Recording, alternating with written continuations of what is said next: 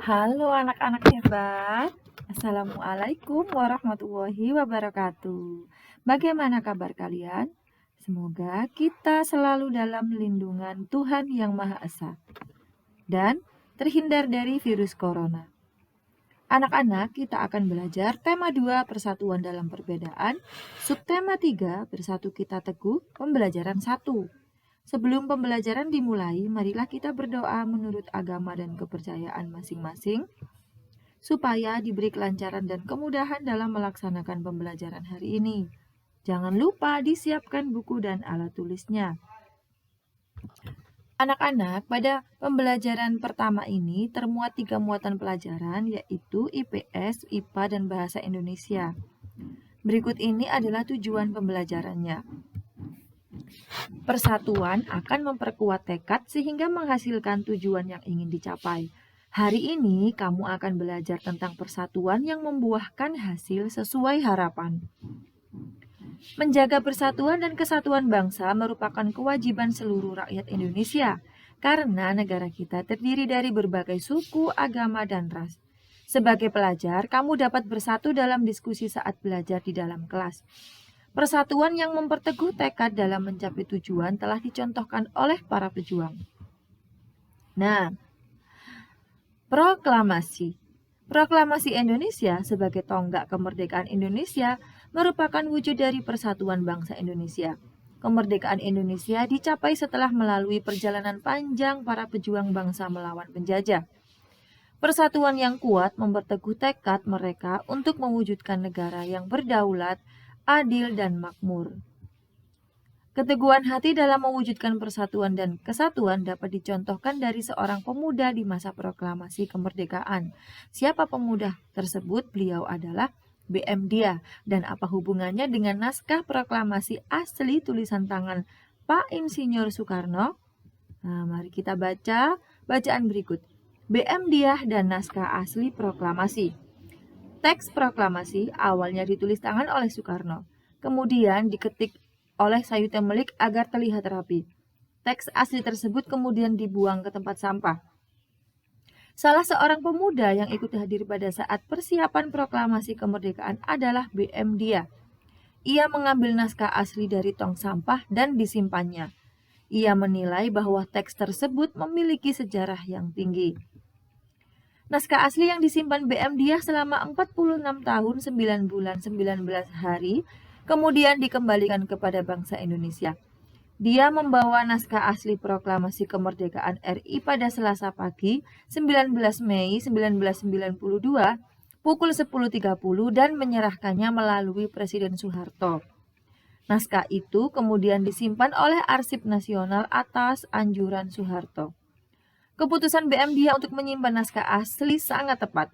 Seluruh bangsa Indonesia sampai sekarang dapat menikmati naskah asli proklamasi dan belajar banyak dari kejadian itu.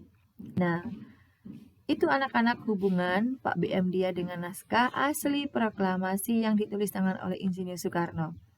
Sekarang tugasnya, jawablah pertanyaan berikut nomor 1 sampai nomor 6. Kalian kerjakan di buku tugas kalian masing-masing dengan benar. Mari kita lanjut ke pembahasan selanjutnya. Kata baku dan kata tidak baku. Informasi yang terdapat dalam suatu teks dituliskan dalam kata baku. Kata baku adalah kata yang telah ditentukan dalam kaidah tertentu dan KBBI atau Kamus Besar Bahasa Indonesia yang menjadi acuannya. Nah, kata baku digunakan dalam situasi resmi. Penulisan dan pengucapannya sesuai pedoman ejaan yang disempurnakan. Perhatikan beberapa contoh kata baku dan kata tidak baku berikut. Nah, ini ada contoh nasehat, itu tidak baku. Yang baku adalah nasihat. Apotik tidak baku, yang baku adalah apotek penulisannya.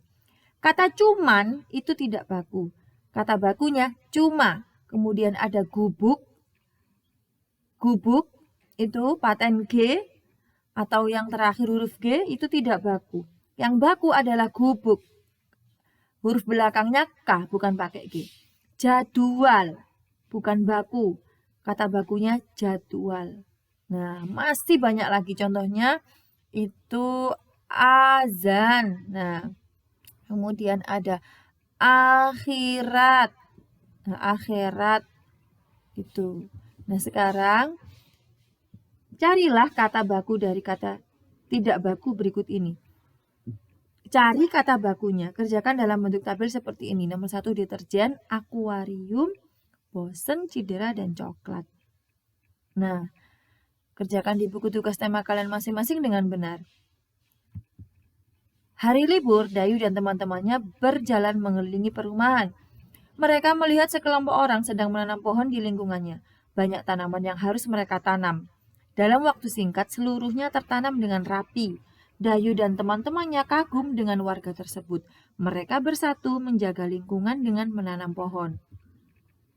Tanaman sangat berguna bagi kehidupan manusia, salah satunya adalah membersihkan udara. Banyak penduduk Indonesia memanfaatkan tanaman sebagai pagar. Berikut ini adalah salah satu contohnya. Beluntas. Beluntas adalah tumbuhan semak. Tumbuhan ini bercabang banyak, berusuk halus, dan berbulu banyak. Beluntas dapat tumbuh di daerah kering, tanah keras, dan berbatu. Tingginya bisa mencapai 3 meter. Dengan habitat dan ciri fisiknya tersebut, beluntas banyak dimanfaatkan sebagai tanaman pagar. Banyak rumah-rumah menggunakan beluntas sebagai pagar hidup. Nah, selain sebagai pagar, beluntas itu juga bisa dibuat jamu atau ramuan-ramuan tradisional. Selain tumbuhan, hewan juga berguna bagi kehidupan manusia. Keong sawah atau tutut hidup di perairan dangkal yang berdasar lumpur. Keong sawah banyak hidup di sawah, rawa-rawa, pinggir danau, dan pinggir sungai kecil. Keong sawah berguna untuk membersihkan lumut di kolam ikan. Keong membersihkan lumut atau rumput yang biasanya tumbuh mengambang di atas air. Nah, manfaat hewan bagi manusia dan lingkungan. Yang pertama adalah sebagai penghasil bahan pangan, kemudian penghasil bahan sandang, bahan penghasil kerajinan, penghasil pupuk organik, serta penghasil tenaga. Tenaga ini contohnya kuda dan gajah. Untuk pupuk organik, seperti sapi dan kambing dapat digunakan sebagai bahan pembuatan pupuk yang baik dan tidak membahayakan, serta tidak membuat polusi tanah atau lingkungan. Sebagai bahan kerajinan, kulit sapi, kulit kerbau, bulu angsa, bulu ayam, nah ini buat kok, buat kemucing. Kalau kulit sapi, kulit kerbau itu untuk wayang kulit atau bahannya beduk masjid yang besar itu anak-anak. Kemudian penghasil sandang. Nah, hewan memiliki manfaat terkait kebutuhan sandang, misalnya kain sutra berasal dari serat kepompong ulat sutra. Domba itu menghasilkan kain wol. Kemudian kulit sapi dan kerbau juga dapat digunakan untuk pembuatan jaket, sepatu, sabuk, dan lain sebagainya. Penghasil bahan pangan itu contohnya daging, telur, susu. Ada pada ayam, bebek, sapi, dan lain sebagainya. Manfaat tumbuhan bagi manusia dan lingkungan. 1 sebagai bahan makanan, 2 sebagai bahan sandang, 3 sebagai bahan bangunan, 4 sebagai obat-obatan. Banyak tanaman dimanfaatkan untuk obat, contohnya jahe untuk mengobati batuk, kumis kucing untuk mengobati ginjal, dan daun jambu biji untuk mengobati diare. Selain itu juga untuk bahan baku industri, getah karet digunakan dalam pembuatan ban, getah pinus dimanfaatkan sebagian orang dalam industri cat, kayu pinus digunakan dalam industri kertas, kemudian ada buah kelapa sawit dimanfaatkan sebagai bahan dasar dalam industri minyak goreng. Kemudian bisa juga sebagai bahan pewarna alami seperti sawi warna hijau, pandan juga warna hijau, wortel warna jingga, kunyit warna kuning. Yang ketujuh, manfaatnya adalah menjaga kualitas air. Contohnya, tumbuhan bakau menjadi penyaring alami dari air laut menjadi air tawar. Nah, anak-anak, sekarang tugas kalian. Penjelasan sudah dijelaskan Bu Luluk, materi sudah dijelaskan Bu Luluk. Sekarang carilah manfaat tumbuhan dan hewan berikut ini.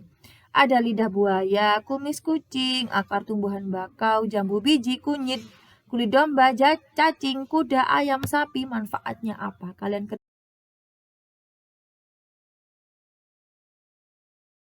Sampai di sini anak-anak pembelajaran tema hari ini. Jangan lupa tetap semangat belajar. belajar berilmu, ilmu yang bermanfaat. Kurang lebihnya mohon maaf. Wassalamualaikum warahmatullahi wabarakatuh.